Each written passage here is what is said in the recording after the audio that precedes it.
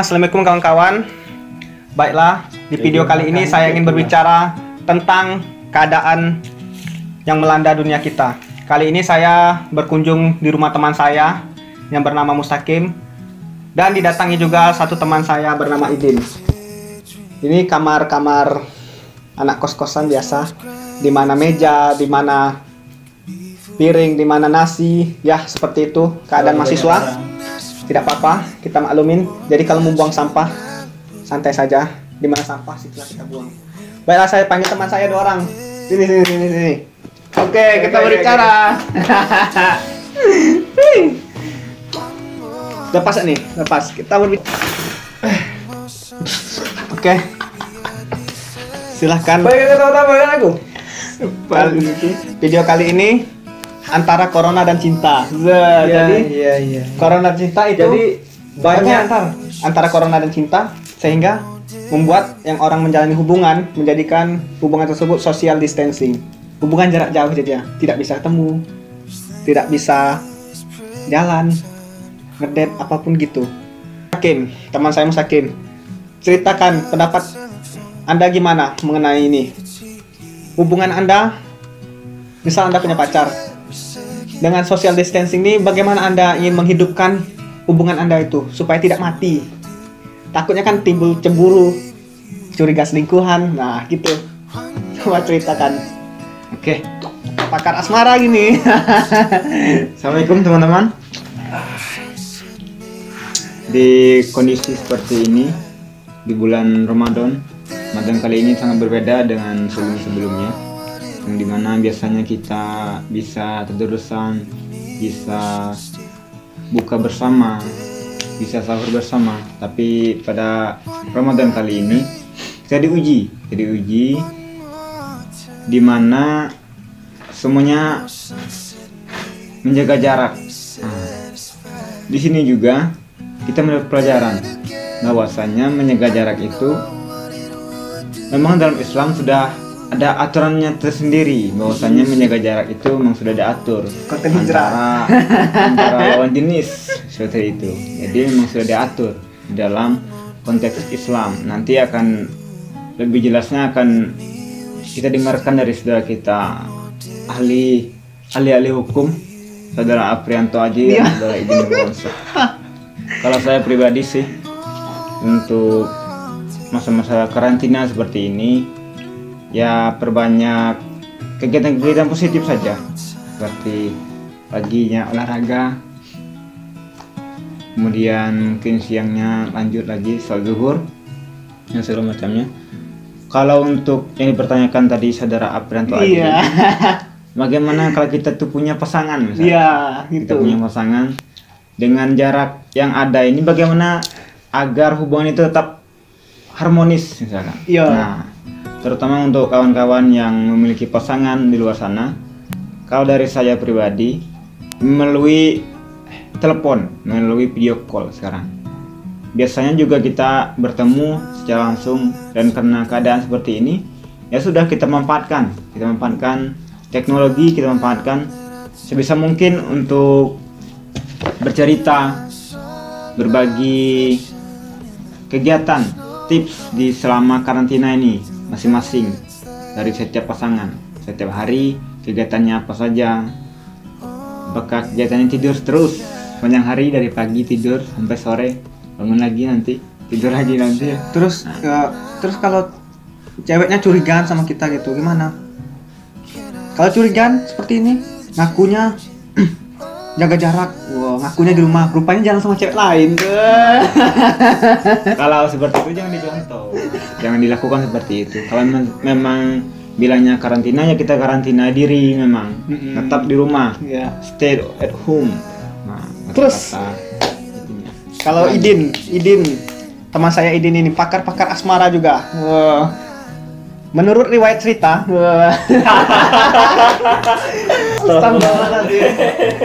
nah, pendapat saudara Idin kan tadi sudah jelas. Gimana? Untuk Anda sendiri, misalnya pacar Anda, Anda punya pacar, kekasih misalnya, kan bulan Ramadan ini payah, otomatis kita social distancing juga. hubungan jarak jauh gini itu, timbul kecurigaan enggak? Pasti. Anda curiga sama pasangan Anda, apakah pasangan Anda juga curiga sama Anda? Gimana ya? Bagaimana menimbulkan kepercayaan saling menjaga itu? Agak sulit sih sebenarnya.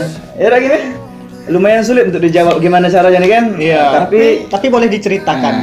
Tapi kalau untuk diceritakan dalam sebelumnya ya, Iya. dalam bulan puasa ini, bagi yang punya pasangan, bukan terkhususnya bagi saya sendiri atau yang lain, bagi yang punya pasangan, kalau saya alhamdulillah, untuk itu bagi yang punya hubungan yang ataupun yang lain jangan ketawa nih kan. Terus.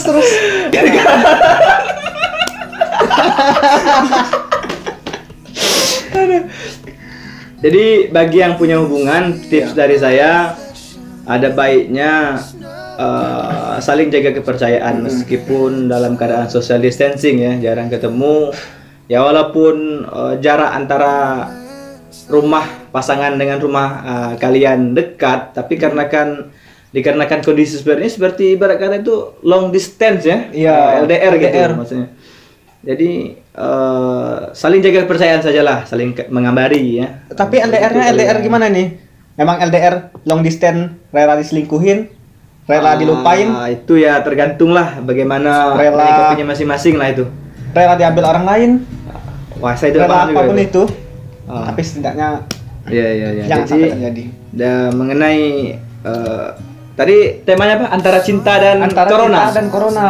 Iya. Sebenarnya cinta dan corona. Corona dan cinta. Iya. Sebenarnya kalau kita lihat sebelumnya kan, yang punya pasangan sering tuh terawih bareng gitu kan? Iya, terawih bareng, ngajiin bareng-bareng. Ada dampak positif dari corona ini kan? Dengan adanya corona, setiap orang itu memikirkan dirinya sendiri untuk menjaga kesehatan, sholat masing-masing gitu kan? Kalau sebelum-sebelumnya kan antara ibadah dan maksiat itu berdampingan ya kan, gitu kan? Kalau sekarang ibadah ya ibadah gitu kan? Jadi kalau dalam hukum Islamnya tidak boleh antara hak dengan batil. Wah, tidak boleh. Mencampur adukan hak dengan ibadah itu tidak boleh sebenarnya gitu kan? Kita tahu sebelumnya kan gara-gara corona. Iya. Awalnya kita Ramadan bisa buka bersama, bukber sama siapapun, jalan sama. Iya kan, sebelum-sebelumnya kan, sebelum ada corona Ramadan sebelumnya kan, yang pacaran itu kan sering bukber bareng, jarang dengan keluarga gitu kan? Iya. Bukber sama keluarga. Iya, bukber sama keluarga itu kan mungkin sekali dua kali lah gitu kan. Jadi dengan adanya corona ini ngumpul gitu kan. Ada dampak positif dari corona ini kan. Dengan adanya corona ini kan kita bisa dengan berdiam di rumah kan kita bisa membaca Quran, tadarus gitu kan. Itu kan enggak bisa kemana-mana gitu kan. PSBB sekarang ini. Jadi dengan dilarangnya kita keluar, maka kita harus memperbanyak meningkatkan amal ibadah kita gitu kan. Selagi bulan Ramadan kan, mumpung kita berada di bulan suci gini kan, mumpung gitu kan. Jadi gitu. Jadi ini dua teman saya ini, mereka ini pakar-pakar asmara juga. Baik pakar asmara. Saya sering bercerita sama mereka berdua, teman curhat. Saya ngaku, ini teman saya dari pondok lama, wes. Teman sebelah kiri saya Musakir, sebelah kanan saya Idin. Benar, di pondok kita satu kamar, satu pengurusan, satu organisasi, kuliah pun satu kelas, satu jurusan, satu fakultas, PPL pun satu ruangan, satu tempat. Cuma beda KKN ya, beda KKN. Satu kabupaten bunga. Skripsi satu pembimbing sama juga. Kita KKN cuma beda tempat ya, satu kabupaten beda tempat. Itu nggak sama. Sempat kalah sama dia KKN sama saya. Otomatis ketika saya KKN, aib saya buruk. Jadi gimana lagi nih? Mustaqim, boleh Anda ceritakan kesulitan-kesulitan apa yang Anda alami ketika dalam masalah cinta? Ceritakan sedikit, tapi orang nggak usah Anda ceritakan. Pengalaman Anda diapakan atau apakah Anda menyakiti ataukah disakitin? Wah. Apakah sama-sama menyakiti keduanya? Kalau berbicara kita tentang berbagi cerita tentang seperti itu. Iya. Kalau saya pribadi, kalau kesulitan misalkan memperjuangkan seseorang. Ya. Kalau secara pribadi sih nggak ada kesulitan nih. kesulitan seperti itu nggak ada. Cuman yang membuat kadang hanya saja kita sudah berjuang, terkadang yang kita perjuangkan itu yang kadang mungkin masih memilih, mungkin masih belum bisa move on dengan masa lalunya, sehingga ketika kita memperjuangkan seseorang tersebut mengabaikan kita, misalkan mengabaikan kita dikarenakan dia beranggapan kita ini sama seperti masa lalunya, padahal kita datang ke dalam kehidupan dia memang dengan tulus memberikan obat, mengobati dia dari masa lalu dia. Seperti itu. Menutup luka dengan bahagia gitu kan. Iya. Untuk Idin, Anda lebih baik disakitin atau menyakitin? Kalau saya lebih baik disakiti. Lebih baik sakitin. Kenapa? Karena saya tidak tega menyakiti sebenarnya gitu. Iya. Contoh Anda ketika disakitin itu seperti apa? Salah satunya. Wah, banyak. Tinggal pergi sudah biasa. Sudah pergi. Oh, Kita berharap, tapi harapan sudah apa? Tidak digubris gitu Jika kan. bahasa milenialnya Apa ditinggal pesan sayangnya ya. Oh enggak gitu. enggak ya. Enggak sayang-sayang. Saya tuh kalau sayang, kalau sama pasangan tuh tidak juga, karena saya berprinsip sayang saya itu sama pasangan tidak melebihi sayang kepada keluarga, sama orang tua, ibu. Kalau saya melebihi sayang kepada wanita lah gitu, melebihi sayang saya kepada orang tua saya takut jadi anak yang tidak cinta terhadap keluarganya gitu kan. Jadi saya lebih memprioritaskan keluarga. Oke, kalau si pasangan nih, Iya, pasangan. gitu kan. Kalau dia bisa menerima saya, sayang. Oh nggak apa-apa. Saya kan, kita ini kan anak rantau gitu kan. Rantau. Background kita di rantau ini kan kita nih kan nggak tahu kalau yang lain, kalau kita petualang dan pekelana gitu kan. di kota orang. Ya kita kan kita kuliah ini kan tidak merepotkan orang tua. Kita nih kan gitu. Satu, bukan kita tidak minta saya pribadi waktu kuliah itu memang hasil keringat sendiri gitu kan, cari biaya untuk kuliah gitu kan. Iya. Mungkin bagi sebagian orang terlahir dengan kondisi yang sudah mapan orang keluarganya kan, tapi saya terkhususnya itu kan enggak kan. Jadi kita harus berjuang. Ketika ada wanita kan, kita berharap atau suka atau sudah pacaran sama seorang wanita gitu kan. Kalau dia bisa menerima kita yang kurang nih, banyak kurang nih, tidak ada lebih nih. Banyak kurang ya? Banyak kurang nih. Istilahnya banyak koknya, kok. Iya, kok gitu kan. Kok aku gini ya? Ya banyak tapi-tapinya gitu kan. Ya kan gitu. Jadi kalau dia mau menerima ya mbok enggak apa-apa gitu kan. Kalau enggak menerima ya enggak apa-apa gitu kan. Kita kan istilahnya itu? Terimalah aku apa adanya gitu kan. Bukan ada apanya. Oh, nggak ada apanya gitu ada kan. apanya karena kekayaan. Iya gitu kan. Karena paras. Ya, dan untuk perempuan itu kalau ada laki-laki memperjuangkan, tolong dihargai perjuangannya gitu kan. Ya. Menghargai perjuangan seorang itu bisa menjadi semangat laki-laki untuk lebih memperjuangkan si wanita gitu kan. Setuju kan gitu kan? Anda berjuang mati-matian, berharap dia mati-matian, sudah lagi mau istilahnya kayak mau nendang bola tuh depan gawang sampai gol. Tup, ditekel, patah Anda. Gimana itu? Anda berjuang mati-matian, akhirnya harapan Anda dipatahkan. Iya apa? Ditikung gitu. Bukan? Gimana tuh? Rupanya dia malah memilih hatinya untuk orang lain. Oh, iya. Dia Gitu sudah kan? ngasih kode, ngasih harapan pada Anda bahwasanya, wah, dia ini kayaknya suka sama saya. Responnya baik terus. Apapun itu, dia memberikan kode-kode sehingga Anda tuh berharap dialah yang akan menjadi pendamping Anda. Iya, untuk perempuan yang gitu-gitu ya, yang suka Memberi harapan tuh kan. Tapi bukan, kita tidak bisa menyalahkan perempuan saja. Bisa. Laki-laki juga banyak seperti itu kan. Kita Fuckboy. kita harus berpandangan dari sudut menilai seseorang itu dari sudut pandang yang berbeda. Iya. Tidak boleh dari satu pandangan kita saja, nggak boleh gitu kan. Iya. Jadi untuk yang sering mematahkan harapan orang gitu kan. Iya. Gitu kan? Gitu maksudnya kan? Iya. Nah, untuk yang sering mematahkan harapan orang gitu kan. Satu, kalau ada laki-laki atau perempuan yang nampaknya berharap, kalau kita tidak suka, ya tolong jujur saja, jangan terlalu direspon gitu kan. Nah, jadi nanti takut terlalu berharap, bahaya nih kan. Apalagi intinya. begini istilahnya. Iya. Aku nggak suka sama kamu kok. Itu. Jangan temenan aja. Jangan Temenan didiam-diami aja. kan. Jangan didiami gitu kan, nggak boleh gitu kan. Nah, itu kan. Untuk teman saya Musakin, wah ini lagi. ketika Anda memperjuangkan seseorang, wah, ini berjuang nih sudah mati-matian nih. Rupanya perempuan ini nggak mau pacaran. Alasannya hijrah dulu. Alasannya Perbaiki diri dulu. diri dulu. Kemudian nggak lama kita lihat postingannya di Instastory atau WA Story. Sama cowok lain jadian. Itu gimana? Anda sudah berharap nih suka sama dia nih. Rupanya dia jadian sama orang lain. Nah, itu. Ya kalau perasaan itu memang tidak bisa kita paksakan. Tidak bisa paksakan. Itu yang pertama, kita garis bawahi tidak bisa dipaksakan perasaan itu.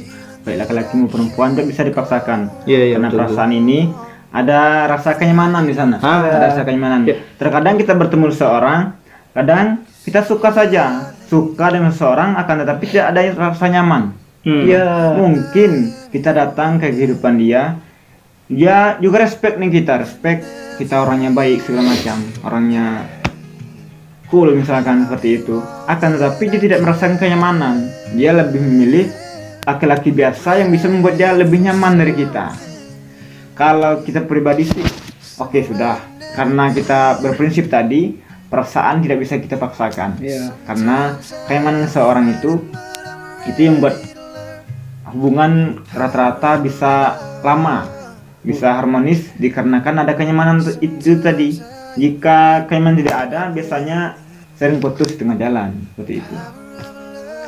Buat Anda Idin, teman saya ini dalam masalah komitmen, tidak menjalin hubungan, apakah perlu ada komitmen itu antara pasangan ini? Ataukah hanya sekedar janji palsu? Kalau berdasarkan hemat saya gitu kan. Perlukah komitmen? Kalau selagi masih pacaran ya, selagi masih pacaran itu ada yang berkomitmen tapi masih pacaran itu masih diragukan komitmennya gitu kan. Kalau lo emang komitmen gitu kan, kalau bahasa orang-orang kata kalau lo gitu kan. Kalau emang komitmen. Kalau emang komitmen, datangi orang tuanya gitu kan. Resmikan gitu.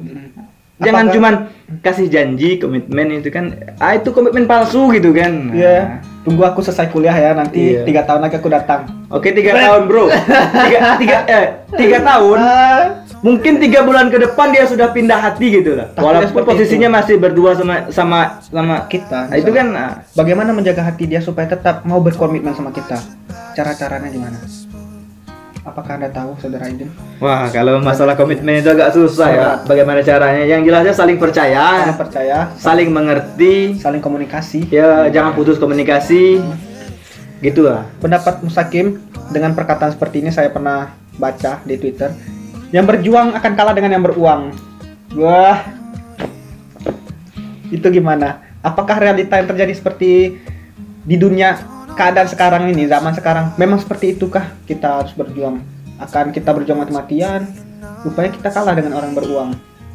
Kebahagiaan itu diukur dengan materi, itu yang sebenarnya orang seperti kita kan tidak diukur materi sebenarnya.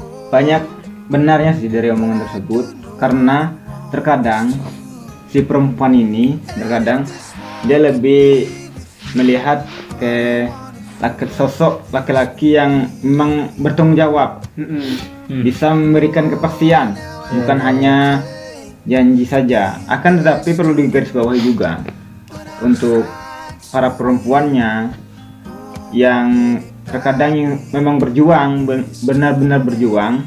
Biasanya kalau untuk meninggalkan, saya rasa dia masih punya hati untuk meninggalkan, karena dia memikirkan perjuangan selama ini untuk apa, seperti itu. Untuk apakah akan disia-siakan hanya dengan ditinggalkan seperti itu langsung.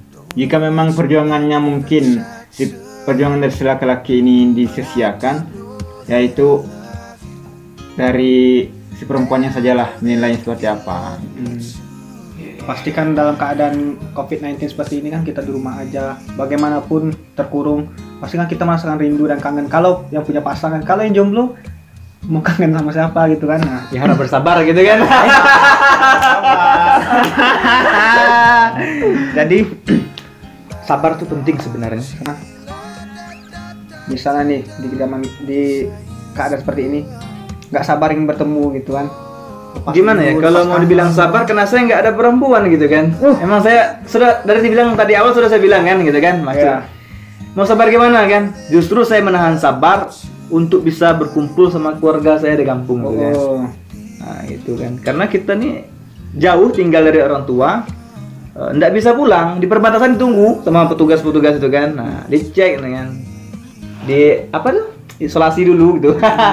Justru saya lebih menahan rindu terhadap keluarga gitu kan, sabar nahan rindu gitu. Tapi kalau untuk pasangan, walaupun ada sih dalam menghadapi perempuan, wanita-wanita kan, kalau misalnya ada wanita gitu kan, kalaupun ada gitu kan, sabar dalam artian mungkin lebih bisa untuk menerima sikap dan tingkahnya terhadap kita itu bagaimana gitu kan, memahaminya nih kan, karena setiap wanita itu tidak karakternya itu tidak sama gitu kan. Setiap berganti wanita berganti pula karakternya. Jadi apakah ada pesan-pesan yang ingin Anda sampaikan? Pesan Sakim, Pesan pribadi sih pesan untuk pribadi. kawan-kawan di luar sana, berhubung di bulan Ramadan seperti ini dan bertepatan juga dengan kondisi yang sekarang ini lagi marak-maraknya virus COVID-19 yang sering kita sebut virus corona, ya lebih banyak berdiam di rumah saja, lebih banyak aktivitas yang lebih bermanfaat lah. Apa baca buku bagi kawan-kawan yang hobinya membaca buku, atau mungkin kawan-kawan yang hobi menulis, ya silakan menulis. Ya, yang hobinya mungkin ada cita-cita menjadi YouTuber, ya belajar edit video segala macam. Yang main game silakan. Yang main game silakan. Yang penting bermanfaat. Pesan Anda, Idin, untuk keadaan seperti ini, untuk kawan-kawan yang berdiam diri di rumah gitu kan, lakukan hal-hal positif ya, terlebih yang beragama Islam gitu kan. Di bulan Ramadan ini perbanyaklah meningkatkan amal ibadah gitu kan. Jangan berdiam dirinya di rumah itu tidak menghasilkan manfaat bagi diri sendiri kan. Itu ya, kita harus walaupun berdiam di rumah, kita harus menularkan manfaat untuk orang banyak ya. Kita share gitu kan, meningkatkan semangat orang untuk ibadah gitu kan. Nggak mesti harus kita ketemu, ajak kawan gitu kan. Ya dari share saja, mengingatkan. Kita hanya mengingatkan gitu kan. Terlebih dia mau ikut atau tidak ya terserah gitu kan. Kita tidak bisa memaksa kan. Itu hak seseorang masing-masing gitu kan. Baiklah, itulah cerita kami di siang hari ini. Tunggu cerita kami selanjutnya antara cinta dan corona hari ini, episode selanjutnya. Oke, salam.